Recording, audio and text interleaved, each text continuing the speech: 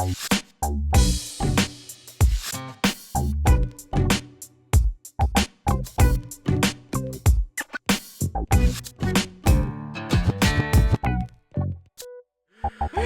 there, I'm Sheree.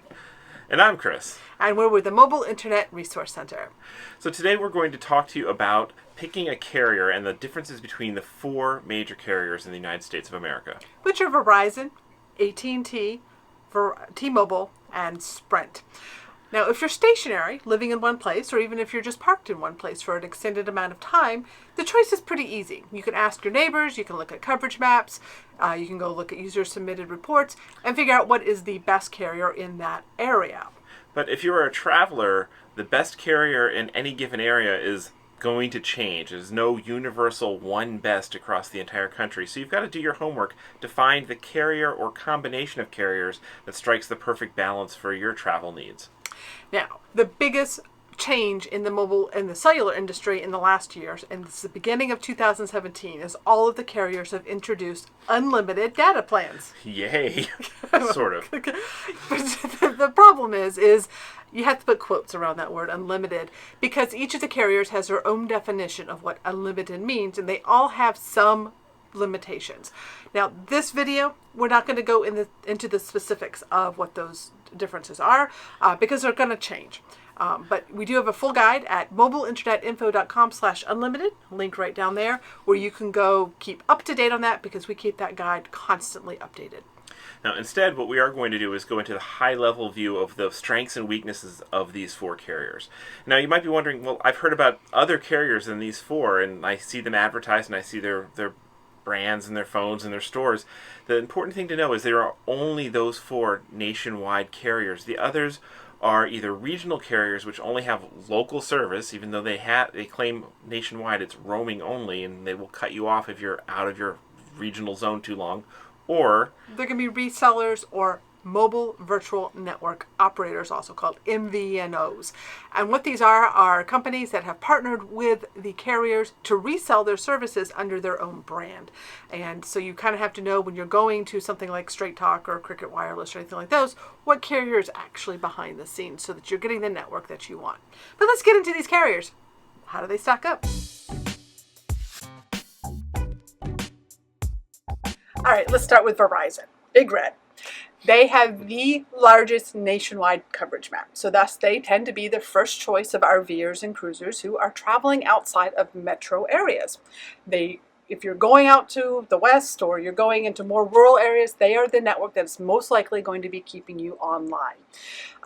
If you look at their LTE coverage map, it's the most widespread when compared to any of the other carriers. So the reason for this is Verizon was the first carrier to invest heavily in LTE technology. They spent a fortune on the original LTE spectrum auctions and bought up this 700 megahertz spectrum that covers the nation. Basically, they have a nationwide license for LTE coverage, and they rolled it out aggressively.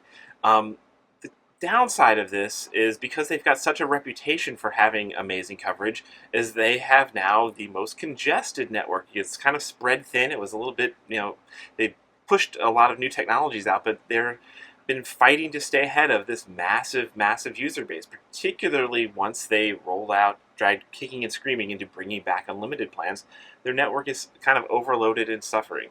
Now, they've kind of fought back with new technologies like LTE Advanced Carrier Aggregation, and newer devices have more bands supported and new technologies to fight that. So having a newer Verizon device will get you better speeds and help avoid some of the congestion, but it's still kind of inevitable on Verizon that in popular areas with RVers and or cruisers and or snowbirds, the network sometimes gets painfully overloaded.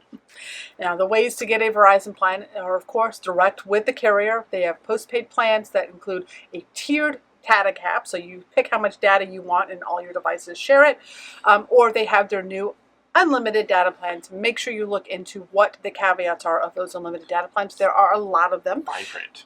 Back in 2011, however, Verizon discontinued their old unlimited data plans. Now, these were truly unlimited. This is before network management, and there are no high-speed mobile hotspot caps on these plans. They still continue to grandfather in some of those plans, and you can still obtain them if you're willing to jump through the hoops to get them. They can be as little as $45 per month if you're able to assume liability of one, or you can rent one. Just know that Verizon is aggressively shutting these plans down, so there is a limited lifespan on these plans. We don't know for how much longer, but just be willing to know that you are taking a gamble if you go after this route, and have a backup plan, of course. Verizon does have a prepaid brand if you want to go direct with them, if you just need a little bit of data, or you don't want to go through a credit check. And then there are some resellers of Verizon's network. The most popular one is Straight Talk. That's part of the Track Phone brand, and they have smartphone plans and mobile hotspot plans. The newest one is Xfinity Mobile. This is for Comcast Internet customers in a home or a stationary home. That's a new plan that just came out recently this summer in 2017, and that is an option. They do have an unlimited plan for $45 per month. Again, look to see what the definition of unlimited is on that. All right, so anytime you are shopping for a Verizon reseller or MVNO plan, there are three things I want to urge you to look at to make sure it's going to meet your needs. And the first one is the coverage map that the plan uses. Some of them use a prepaid coverage map with Verizon, which may leave out some of the rural areas you want to travel to. The next is they may have speed caps that are in place all the time. Usually it's around 5 megabit per second, which is very usable speeds, but just make sure that's going to meet your needs. And then the third is that they may not allow mobile hotspot use, and that is something that's very important for mobile travelers who want to be able to get things like laptops and tablets online. Now, the future of Verizon, where are they going? So Verizon is, just like they were the first to bring 4G LTE to market, they are aiming to be the first to bring 5G technology, which is a whole new different way of doing cellular, requires new devices, new equipment on the towers, and Verizon is investing heavily. Now, other carriers, AT&T and T-Mobile in particular, are hoping to beat them, but Verizon is aiming to be the first, just like they were the first with LTE. So keep an eye on Verizon in the 2018, 2019, 2020 timeframe to see how quickly and how effectively they're able to bring out their 5G vision for the future. And that's Verizon.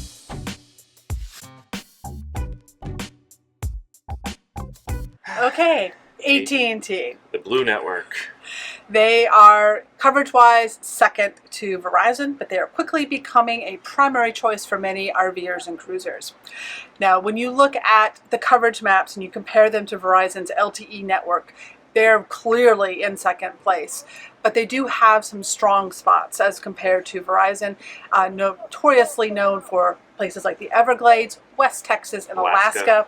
These are places where they deployed their network long before Verizon did and just have a lead there. So if those are places you like to go, you definitely want AT&T in your setup. But what becomes really interesting with AT&T is before LTE was the standard 4G technology, they experimented with something called HSPA+. And when you turn on that layer, you actually start to see where they start to rival Verizon's network. Now, what is HSPA+? So AT&T, what they called 4G network, when Verizon was busy rolling out 4G LTE to try and keep up marketing-wise, AT&T wasn't ready to roll out LTE yet, so they rolled out 4G, quotes, air quotes is how we like to put it up there, because it wasn't a real 4G technology like LTE is, but effectively it actually performed nearly as well. It was just an extension, basically AT&T's older 3G network on hyperdrive, and that network was, because it was built on AT&T's existing 3G network, had an incredibly good coverage map and was still really darn fast. And the interesting thing is, now that AT&T's now got LTE deployed in a lot of places, sometimes AT&T's LTE network is overloaded and their older 4G network is actually faster because it has less overloaded traffic on it. It's kind of makes for an interesting trade-off. Sometimes on AT&T you actually experiment by disabling LTE and see if you go faster.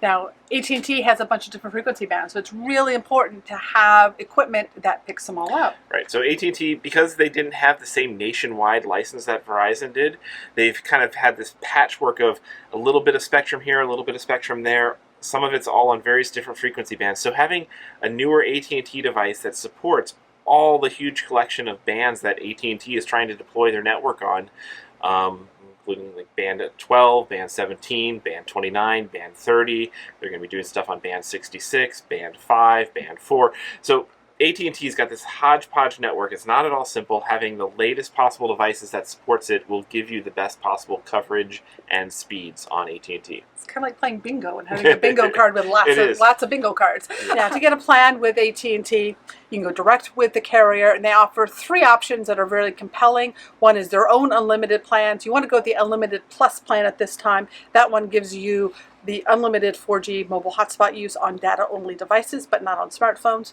They have also wireless home and internet phone service, which is more targeted towards stationary people using wireless.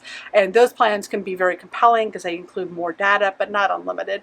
And then there's also their connected car devices. If those continue to remain this year, those are very interesting at a standalone option that is very affordable. Ridiculously good price. They have their own prepaid brand if you don't want to go through a credit check that does have mobile hotspot use on them. And then they have a plethora of different resellers and MVNOs. They have their own brand called Cricket. And then there's also Consumer Cellular resells on their network. Straight Talk has plans available on their network as well. And we see a lot of other ones come and go. Right. Now, where's AT&T going? So AT&T is going to be playing the same games they did before of calling their prior technology something new. So they're actually already starting to market 5G Evolution, which is basically their 4G technology, their LTE technology, with a lot of the LTE advanced features enabled. So 3-channel carrier aggregation, more advanced MIMO antennas, and all this. AT&T is starting to market as 5G Evolution, but it is not actual 5G technology. Some people are calling it fake 5G. It is just basically the marketing brand for AT&T's fastest bits of network. And now eventually AT&T will have real 5G, but in the meantime, if you're looking for AT&T devices, look for things that support what they call 5G Evolution. All right, T-Mobile, the Un-carrier or the Magenta network.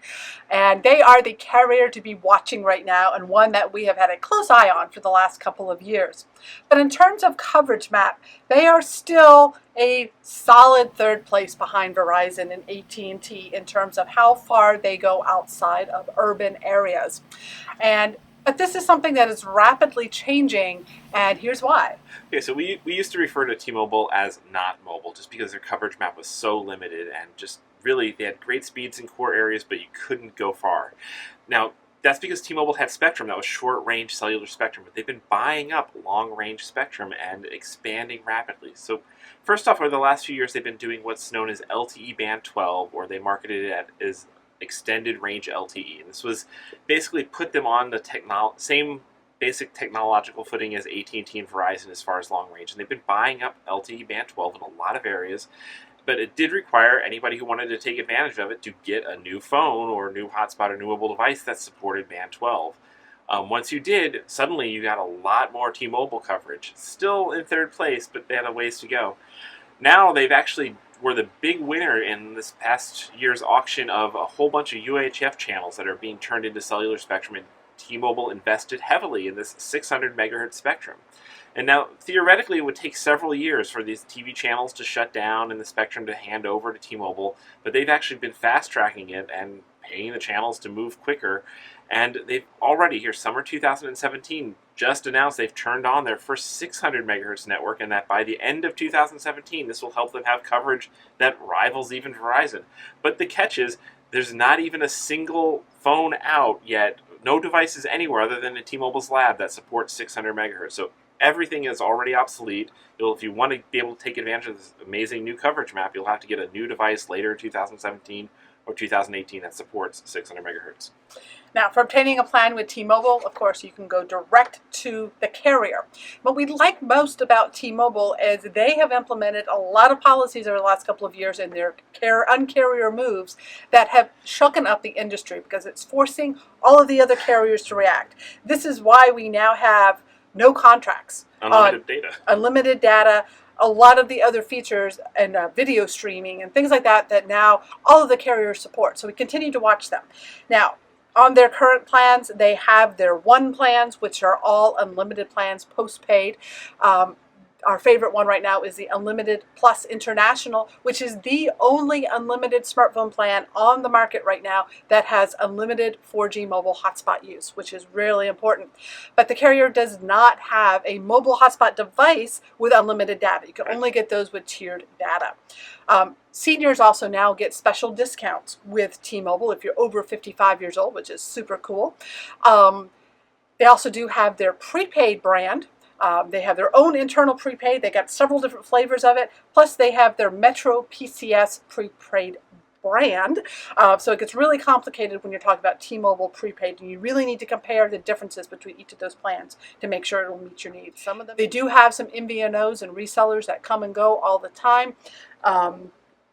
Consumer Cellular does carry some of their plans, so if you're signing up with Consumer Cellular, make sure you know if it's a T-Mobile or a AT&T based one. But one that we really like is Millennicom. They are a reseller on the business plans, and they still have access to the old Simple Choice unlimited hotspot data only plans, which is the one that will give you that unlimited video streaming on the old Binge On if you want to go with them, and coverage up in Canada, which is really important. And another interesting option with T-Mobile and also Sprint is Project Fi by Google, which allows you to have one device, a smartphone or a tablet, that can connect to T-Mobile, Sprint, and US Cellular's network all on the same device, so you get the benefits of those combined networks. Unfortunately, their data plans aren't all that attractive. It's only going to be appealing to those who only need a little bit of data, but if you're looking for a way to get those three carriers in your arsenal, that is one interesting way to go as well. T-Mobile, keep watching them. Where are they going in the future? So T-Mobile has been priding themselves in being the most aggressive in advancing their technology. They're pushing towards having gigabit LTE. They're racing Verizon to bring out 5G technologies, and in some ways, both as far as plans and pricing, they remain the carrier to watch. Their pricing has been going up as their network has been pushing towards being, no longer the distant third or fourth place, but a rival for the leaders. So we're interested to see where T-Mobile goes, and particularly once they bring out all the 600 megahertz coverage, and their map is, if they actually can deliver on their dream of having a map that rivals Verizon, then their speeds are already way faster than Verizon. Makes for a really interesting network.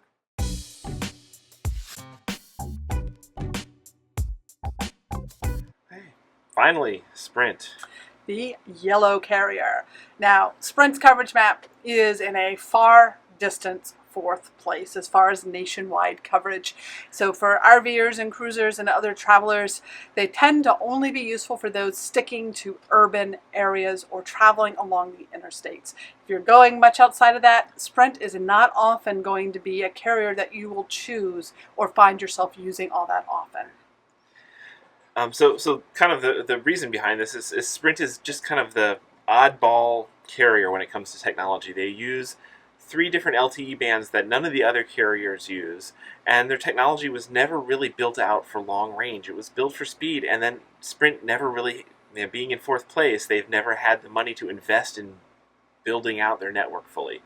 They're now starting to roll out a few bits of pieces of technology. One of them is called HPUE, High Performance User Equipment is what they call it, that aims to increase the range of their current LTE offerings, but again, it requires completely new phones and devices, and there's very, very few things that support HPUE or any of Sprint's technology. And the other side effect of Sprint's oddball LTE is that most cellular boosters, basically all cellular boosters, do a very poor job of boosting Sprint gear. Just because the bands aren't supported. Right. The technology used behind them is just not boostable. So it's very important with Sprint that if you're going to get equipment with them that you need to be able to enhance is you get something with antenna ports so that you can skip the booster. Now, for obtaining a plan with Sprint, you can go direct with the carrier. They have unlimited data plans as well that include some mobile hotspot use, and they are often running promotions that make you really question makes you realize why they're not investing in their network, because they're offering these plans so cheap. Giving away service. And sometimes even free. Now, in the reseller market with Sprint, that's where things get extra interesting, is because Sprint has been so wanting of business, they tend to form a lot of MVNO partnerships. But there's one interesting one, and these are non-profit plans. And when Sprint took over Clear Wireless, they had some agreements with non nonprofits that offered affordable 4G access to members of these nonprofits. And some of these nonprofits have been able to take advantage of this clause and launch these plans. So you buy membership to the organization, and now you have access to an unlimited data plan on Sprint, and it's on a mobile hotspot device, so it's all data only for a very affordable price. And some of these are Calyx, PCs for People, 4G Community, and there's a whole bunch of other ones that have sprung up as well.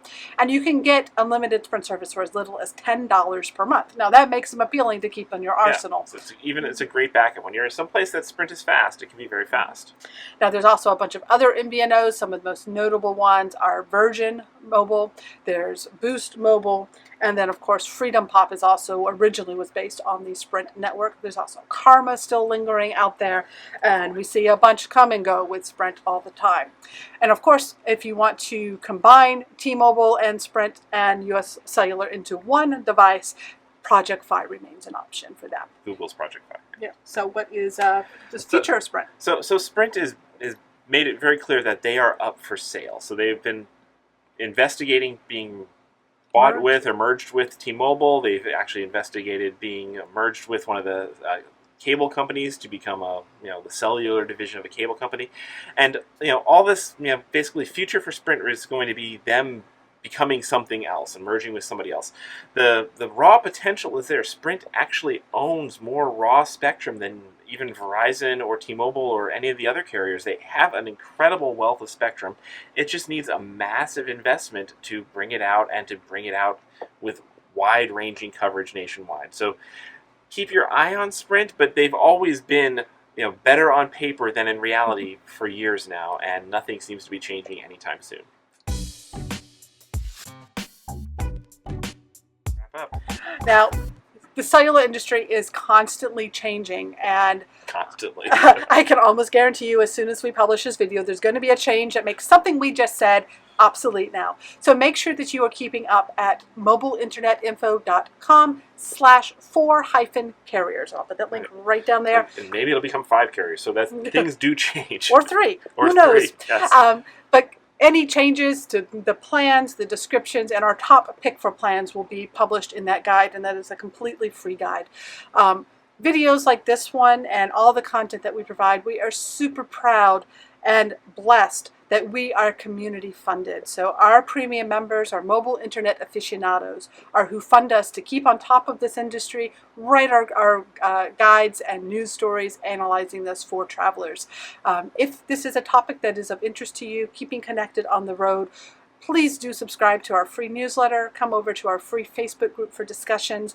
And if this is critical to you, we would encourage you to consider becoming a premium member and going even deeper with us into our Q&A forums and supporting all this work that we do. Well, see you out there.